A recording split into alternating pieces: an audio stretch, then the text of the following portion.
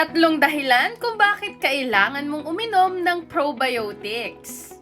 Ang large intestine po kasi ay naglalaman ng 100 trillion good bacteria na nakakatulong sa ating overall health. Ito po ay tinatawag din nating microbiome at pwede po itong mapalitan ng bad bacteria kung madalas po tayong kumakain ng matatamis, processed foods, fried foods, and meat. So ano po mga dahilan? Well, kung healthy po kasi ang ating microbiome, nakakatulong po ito i-regulate ang ating weight and mood, lalo na sa mga postmenopausal women. Always remember na 60% po ng immune system ay nakadepende sa dami ng good bacteria sa ating gut. Number 2, tumutulong din po itong i-maintain ang ating healthy bowel function.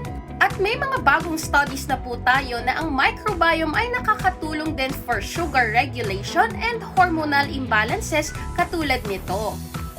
And when it comes to supplementation, we really need a quality product.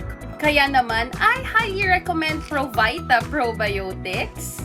Ito po ay naglalaman ng 16 strains of good bacteria at may kasama pang B-complex.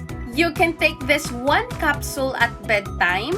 Aside from that, Provita has their program specifically for PCOS fighters. They will give you an online coaching, calendar challenges, and even recipes na nakakatulong for your overall health.